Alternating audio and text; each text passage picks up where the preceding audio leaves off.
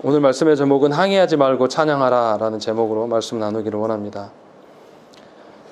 이제 도르트 신조 첫째 교리의 제일 마지막에 왔습니다. 지금까지 우리가 하나님의 선택에 대해서 공부했고 또 이어서 하나님의 유기에 대해서 배워왔습니다.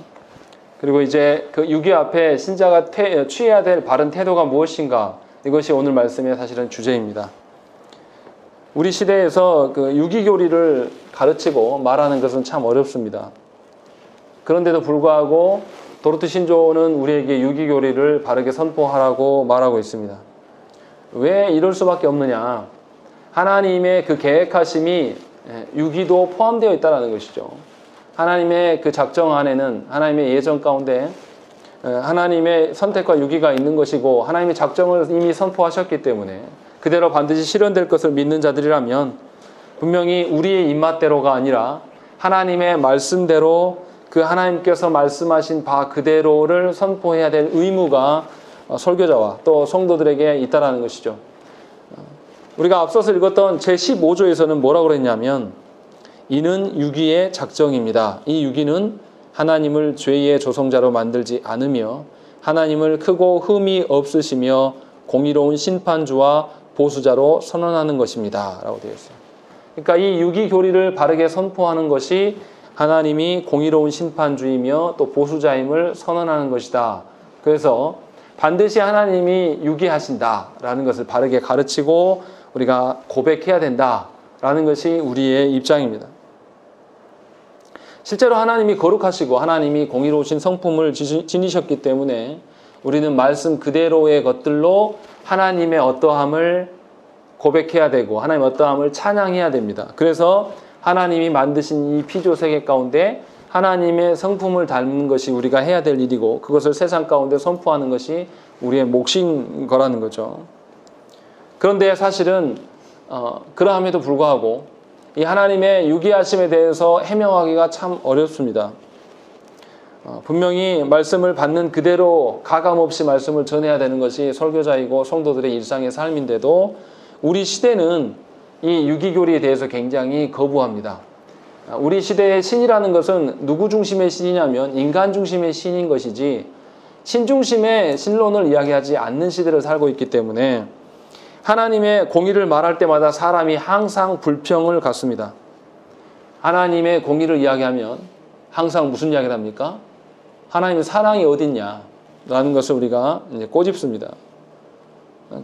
하나님께서 공의로우시기 때문에 반드시 심판하셔야 되고, 하나님 앞에서 불법을 자행한 자들에게 있어서 하나님은 분명히 버리셔야 됩니다. 유기하셔야 되는 것이죠.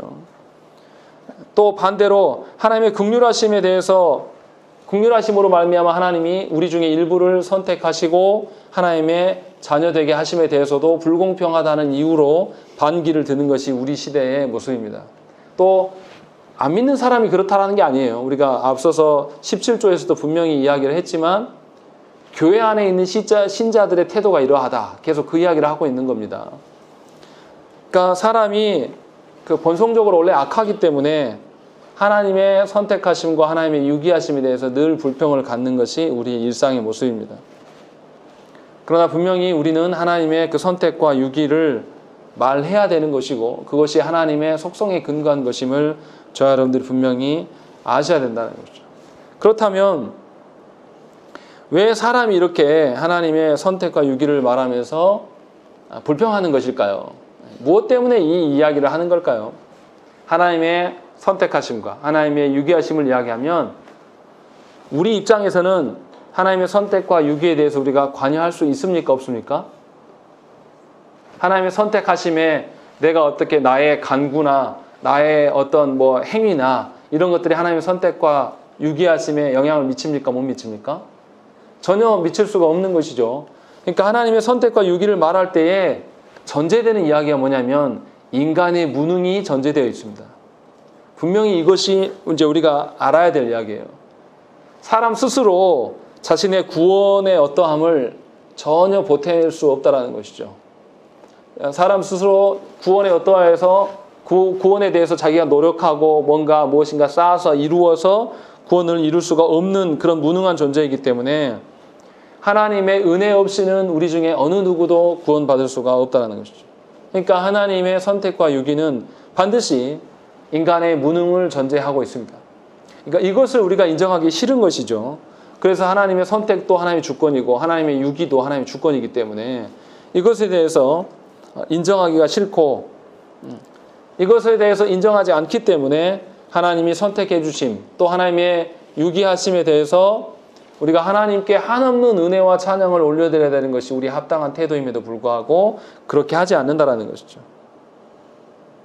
그러니까 구원의 은혜를 체험하지 않고 또 거듭나지 않은 이성으로 어떤 하나님의 어떠한 것을 이해하려고 하는 시도 자체가 사실은 불손하는 것이고 불가능한 것인데도 불구하고 사람은 자기 입장에서 하나님의 어떠함을 평가하고 자기 입장에서 하나님의 그 일하심이 어떠하다라고 불평한다는 것이죠. 그래서 하나님의 유기만 나오면 하나님의 공의로우심만 나오면 항상 우리는 뭐냐면 하나님이 사랑이 없고 하나님은 독재자 같다. 이런 표현들을 자꾸 들먹인다는 것이죠. 그러니까 하나님의 주권보다 사람의 권리나 사람의 자유를 더 주장하는 사람들은 하나님의 주권을 인정해 드리고 싶은 마음이 요만큼도 없는 거예요. 그러니까 나의 권리냐 하나님의 주권이냐 요 싸움을 하고 있는 거죠. 사실은 싸울 만한 어떤 것이 되지 못해요. 그러니까 싸워서 될 문제가 아니고 그냥 마땅히 그러한 것이죠. 생각을 해보세요. 우리가 요즘에 뭐 뉴스에서 봤더니 그 애완견 키우는 게 문제가 많이 되더라고요. 사람이 물려도 개를 죽이지 않습니다. 이것이 우리 시대의 모습이에요. 개의 어떠함이 더 중요한 거죠. 우리 교회 앞에도 개가 와서 똥을 뉘어요. 그럼 하지 말라고 이야기를 하는데도 그렇게 말하는 저를 향해서 똥도 못 싸게 한다고 이렇게 이야기하는 것이죠. 이게 뭐냐면 하나님의 선택과 유기 앞에서 말하는 인간의 형태하고 흡사하게 닮아 있습니다. 그러니까 사람보다 개가 더 중요한 시대가 되었고 그것에 대해서 사람이 참아줘야 되는 이상한 구조가 이제 우리 가운데 놓여 있는 것이 이것이 이제 범죄한 본성의 특징입니다. 사람들끼리 어떤 교제함과 사랑함을 누리지 못하기 때문에 개에게 무엇인가를 요구하는 그런 형태가 되어 있는 것. 마찬가지로 하나님의 그 선택과 유기 앞에서 하나님이 우리에게 어떤 허락이나 우리에게 어떤 수용을 받을 평가를 받을 만한 어떤 근거나 이유가 하나도 없어요. 그런데도 사람은 자신의 망하는 원인이 다 하나님께 있다라고 불평하는 것이죠. 왜요? 하나님이 선택하셔서 그랬고 하나님이 유기하셨기 때문에 그랬다라고 하면서 하나님의 뜻을 평가절하합니다. 하나님은 원래부터 폭군이고 독재자였다라고 이렇게 이제 그리고 하나님을 향해서 불의한 하나님이다, 불공평한 하나님이다라고 이제 항변하는 것이 현대 시대의 인간의 그 무능을 반영하는 것입니다. 하나님을 몰라보고 하나님의 앞에서 무능과 무지가 가득 차 있기 때문에 도리어 하나님을 향해서 하나님의 어떠함을 평가하는 일들을 벌인다. 그것이 사실은 무능이고 무지라는 것이죠. 마찬가지로 아까 비유로 들었던 거 인간의 존엄성이 중요한 거냐 아니면 개의 어떤 것이 더 중요하냐라는 걸 이야기했을 때도 이 시대가 뒤바뀌어진 그 정도로 무능하고 분별력이 없는 시대가 우리 가운데 있는 것처럼 하나님과 사람의 간극에 대해서 전혀 이해함이 없어요. 하나님과 사람의 그 간극의 차이가 얼마나 큰 것인가에 대해서 전혀 이해함이 없기 때문에 하나님의 어떠하심을 내 이성으로 이해되지 않으면 믿지 않으려고 하는 것이고 그것이 수긍되었을 때만 하나님께 무언가를 이야기를 해야 되는 것이죠. 그렇게 이제 드러나는 형태들이 어떤 거냐면 전에도 말씀드렸지만 창조과학회 같은 것이 바로 그런 것이죠. 하나님의 창조를 과학으로 증명한다. 저는 사실은 이거는 이 도전 자체가 불순한 의도는 아니었을 것이에요. 분명히 세상이 그렇게 말하기 때문에 거기에 대변해 주려고 변호하려고 시작된 것은 맞겠으나 어떻게 하나님의 그 창조하심을 과학으로 감히 우리가 입증할 수 있겠습니까? 사실 이건 불가능한 것이고 할 의미도 없다라는 그런 마음이 한편으로 들어요. 다시 우리의 이야기로 돌아오면 하나님과 우리의 그 채울 수 없는 무한한 간극을 안다라면 하나님의 그 크고 높으심을 우리가 조금이라도 배려를 한다라면 하나님의 선택과 하나님의 유기하심에 대해서 우리 수준으로 끌어내리고 축소시키지는 않을 거예요. 분명히 하나님의 입장에서 이제 생각을 할 것이라는 거죠. 그건 우리가 이런 형태이고, 그럼 사람의 그 주장들과 다르게, 그럼 성경에서는 어떻게 이야기하고 있냐? 하나님의 선택과 유기에 대해서 어떤 자세를 취해야 될 것인가 성경에서 이야기를 합니다. 아까 우리가 읽었던 18조에서 보면 로마서 19장 20절, 로마서 9장 20절의 말씀이 나오죠. 이 사람아 네가 누구이기에 감히 하나님께 반문하느냐? 지음을 받은 물건이 지은 자에게 어찌 나를 이같이 만들었느냐 말하겠느냐 라는 것이죠. 그리고 21절에 토기장이가 진흙 한 덩이로 하나는 귀 쓸 그릇을, 하나는 천이 쓸 그릇을 만들 권한이 없느냐라는 것이죠. 그러니까 이 토기장이가 진흙을 가지고 사람의 밥그릇을 만들든지 개밥그릇을 만들든지 그것은 토기장이 마음이라는 거죠. 그럴 권한도 없는 거냐. 그런데 어찌 흙과 같은 사람 네가 하나님의 선택과 유기 앞에서 왈가왈부할 수 있냐라고 이야기를 하고 있는 것이죠. 분명히 성경은 이렇게 우리한테 이야기하면서 네가 하나님의 선택하심과 유기에 대해서 항변하거나 어떤 하나님의 어떠함을 이야기할 수 있겠냐. 피조물인 네가 그렇게 할 권리가 있냐라고 성경은 우리한테 이야기를 하고 있습니다. 또 우리가 잘 아는 마태복음 20장에 보면 포도원 일꾼 비유가 나옵니다. 포도원 일꾼의 비유를 보면 어떤 사람이 나옵니까? 아침에 6시부터 와서 일하는 사람이 나오고 또 중간중간에 오는 사람이 나오고 마지막 해 넘어가기 직전에 1시간 와서 일하는 사람도 나타나죠. 그래서 나중에 이제 품삯을 줄 때 뭐라고 합니까? 처음 정시에 아침부터 와서 일하는 사람들이 이제 불평하면서 주인한테 따지죠. 아니 늦게 온 저 사람도 한 달란트 받는데 나도 그렇게 똑같이 받는 게 말이 되냐? 라고 이제 항변하죠. 그때 주인이 뭐라 그러냐면 마태복음 20장 12절에 나중 온 이 사람들은 1시간밖에 일하지 아니하였거늘 그들을 종일 수고하며 더위를 견딘 우리와 같게 하였나이다. 13절에 주인이 그 중에 한 사람에게 대답하여 이르되 친구여 내가 네게 잘못한 것이 없노라. 네가 나와 한 데나리온의 약속을 하지 아니하였느냐라는 것이죠. 주인은 분명히 약속한 대로 집행하였고 그것에 대해서 반발할 권리가 너에게 없다라고 분명히 이야기를 하고 있는 것입니다. 같은 원리로 하나님께서 우리를 선택하시거나 유기하심에 대해서 사람에게 해명하실 필요조차도 사실은 없습니다. 하나님께서 하나님의 그 풍성하고 놀라운 은혜를 값없이 우리 중에 일부에게 베푸시는 것, 그것에 대해서 오히려 우리가 하나님의 선택을 받지 못했더라도 은혜로 여기고 감사로 여길 수 있어야 되는 것이 사람의 원래 존재됨이라는 것이죠. 그러니까 성경에서는 여러 군데에서 이런 방식으로 이야기를 하고 있습니다. 그런데도 우리는 성경의 말씀은 말씀인 것이고 우리가 또 하나님께 뭔가 혜택을 누리지 못하면 뭔가 큰 일이 나는 것처럼 이야기를 하고 있다는 것이죠. 그것의 절정이 뭐냐면 오늘 우리가 본문으로 삼았던 요나서의 말씀이에요. 요나가 어떻습니까? 하나님의 그 명령대로 처음부터 하나님께서 명령하신 니느웨로 갑니까?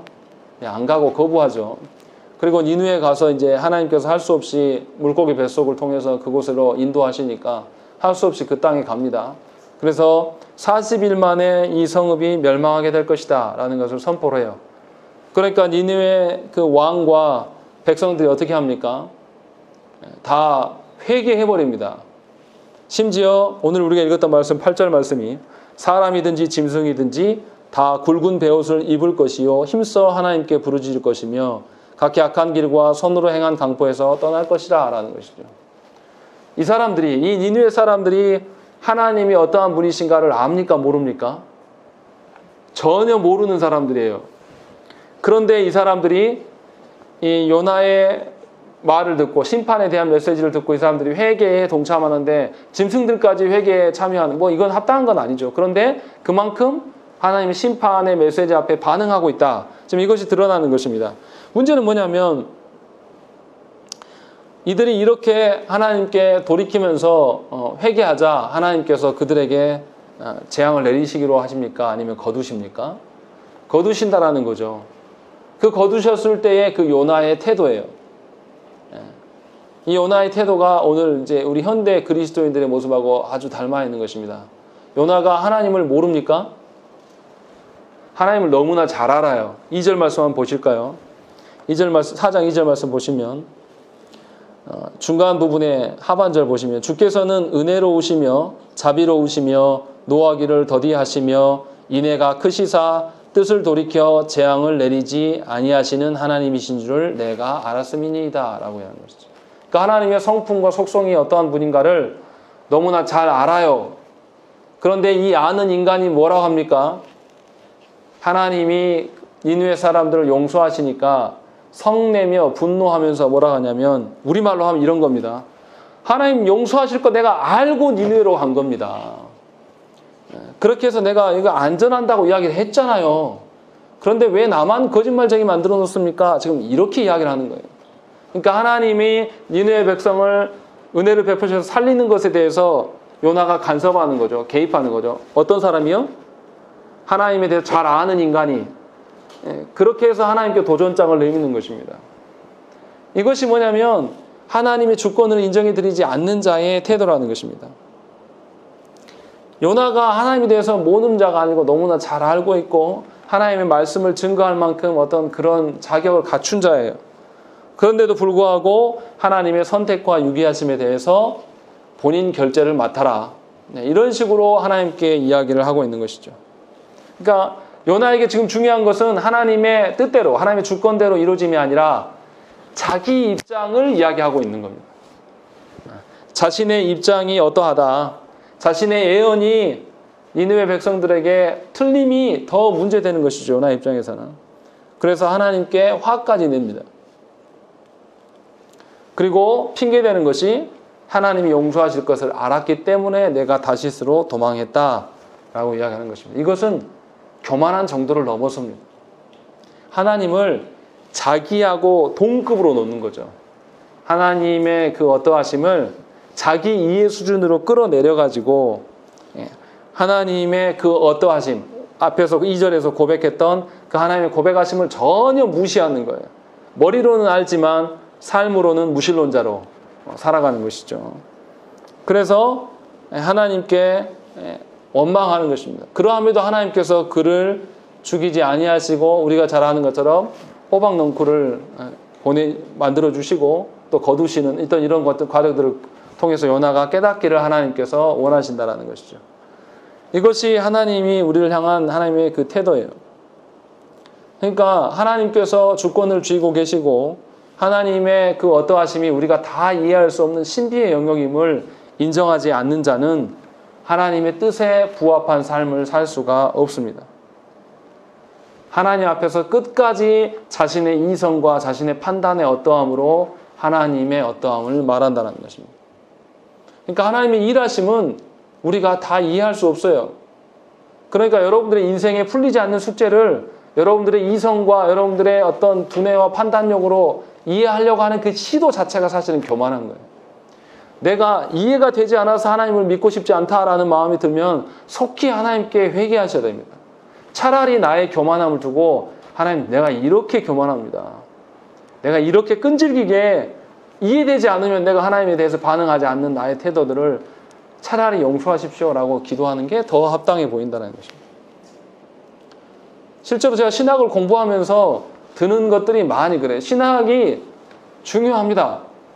그런데 신학으로 그 사람을 지적인 것을 가르친다고 해서 그 영혼이 변화되는 것은 아니에요.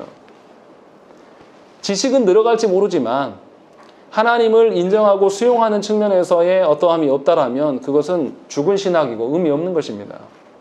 그러니까 많이 배웠다고 해서 하나님의 어떠함을 아는 게 아니라 하나님이 깨닫게 하신 말씀 앞에서 얼마나 수용하고 순종하느냐, 인정해 드리느냐가 훨씬 더 중요한 이야기입니다. 그래서 우리가 소요리문답에서 아까 오전에 말씀드렸던 것, 성령의 사역이 굉장히 중요한 것이죠. 우리 능력으로 수용하고 인정하는 것이 절대 아니에요. 하나님께서 성령 하나님을 통해서 우리에게 은혜를 베푸셔야지만 우리가 하나님의 어떠하심을 수용하고 인정할 수가 있습니다. 우리 중에 몰라서 범죄하는 자가 있습니까?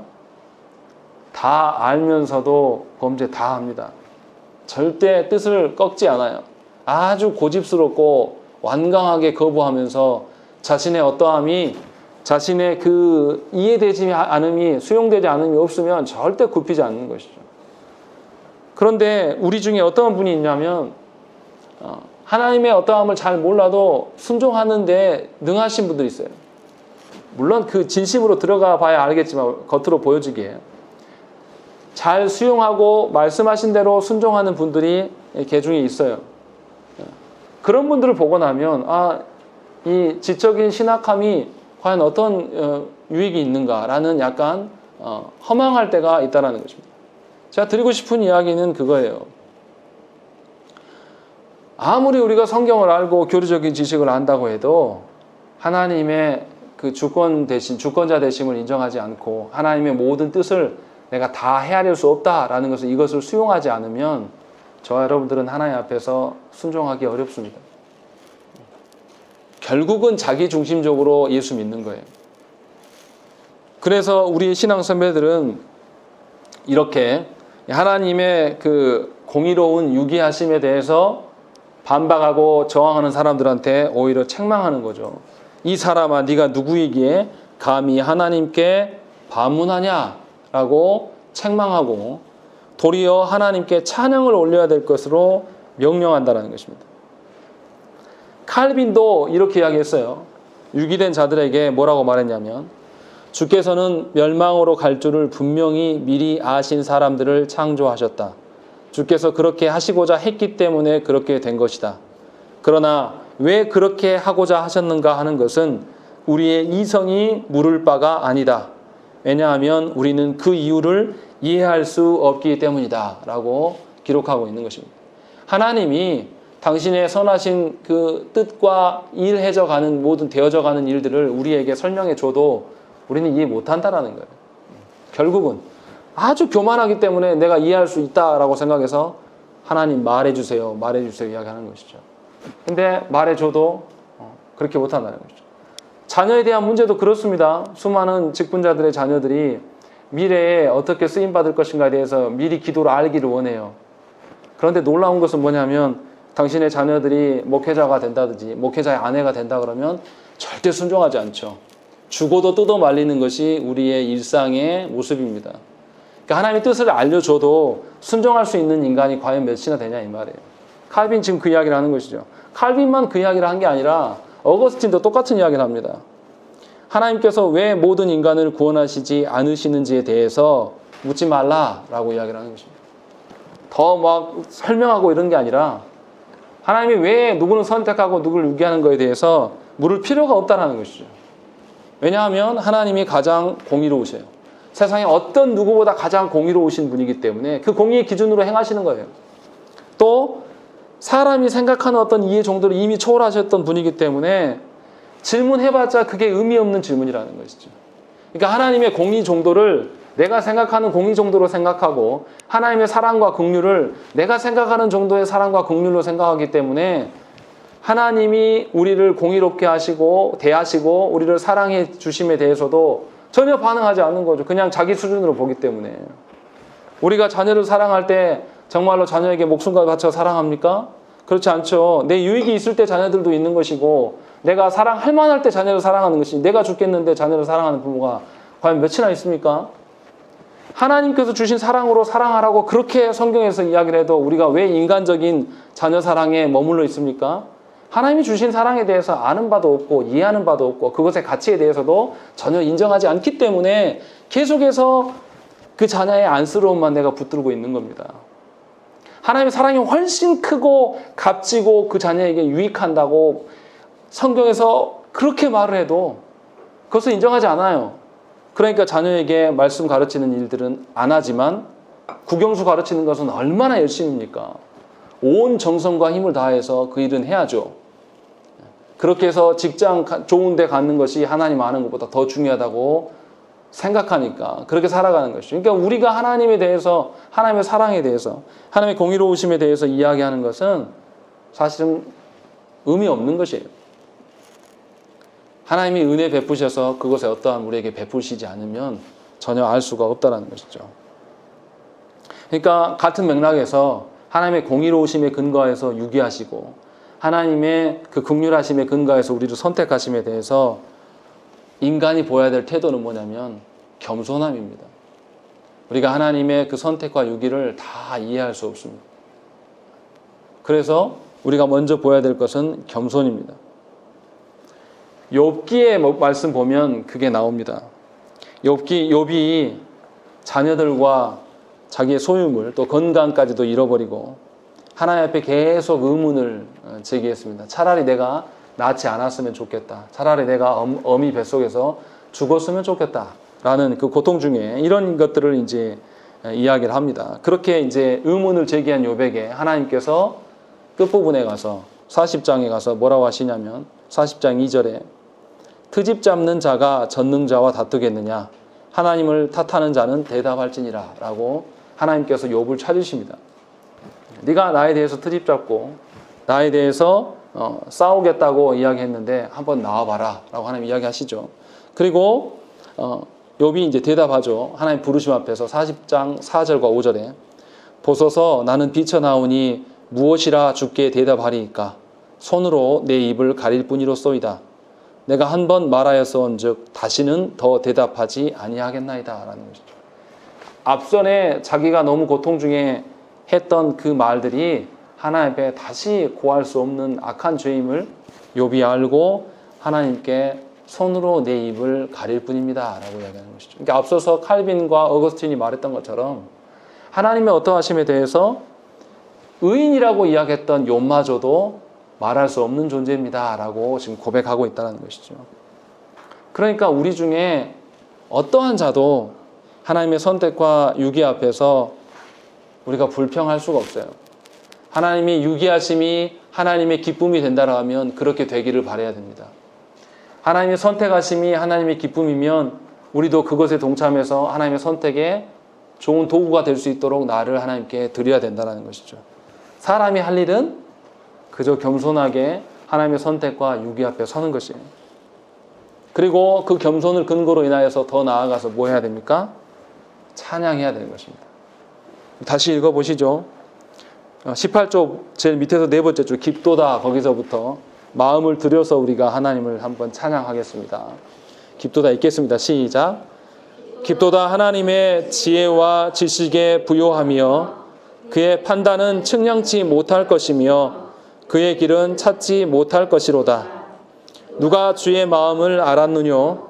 누가 그의 모사가 되었느뇨? 누가 주께 먼저 드려서 갚으심을 받겠느뇨? 이는 만물이 주에게서 나오고 주로 말미암고 주에게로 돌아감이라. 영광이 그에게 세세 있을지어다. 아멘. 이처럼 신자는 하나님의 말씀과 행하심을 있는 그대로 진리와 진실로 받아들여야 됩니다.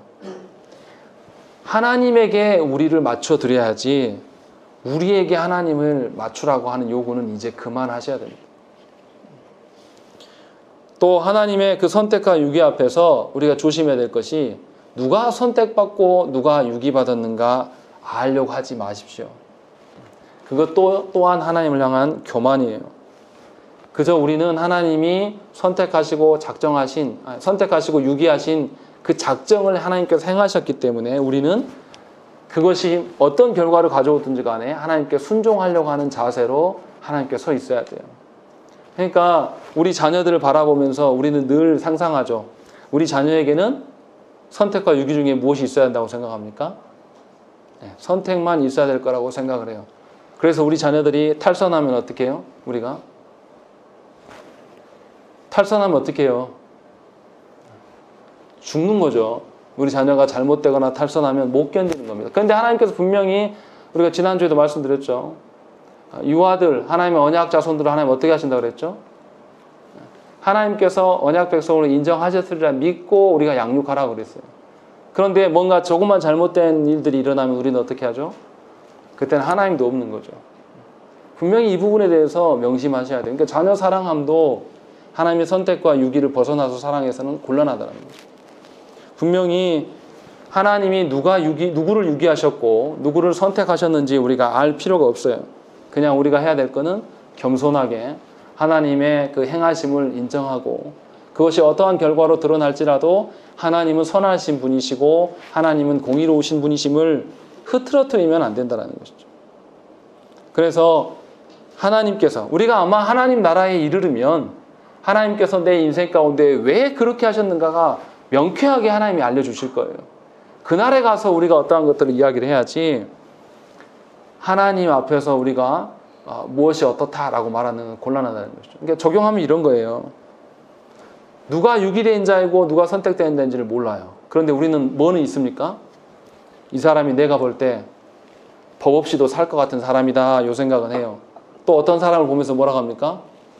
망나니도 저런 멍멍이 망나니가 없다. 이렇게 우리가 이야기를 하잖아요.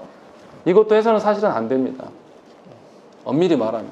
물론 이제 완벽하게 안 한다 그런 뜻이 아니라 하나님께서 죄악 가운데 있는 자도 하나님이 선택하셔서 언제 하나님의 사람 되게 하실지 모르기 때문에 우리는 그들에게 복음을 전할 수 있는 구조를 만들고 하나님의 선택과 유기가 바르게 실현되는 것을 긍정하고 그것에 함께 동참하는 방식으로 우리가 인생을 살아가야 되는 것입니다. 그러니까 모든 영혼들에게 하나님의 복음을 한 번은 들을 수 있는 어떤 기회를 마련하는 측면으로 저와 여러분들이 순종의 방향으로 서 있어야 되는 것이죠.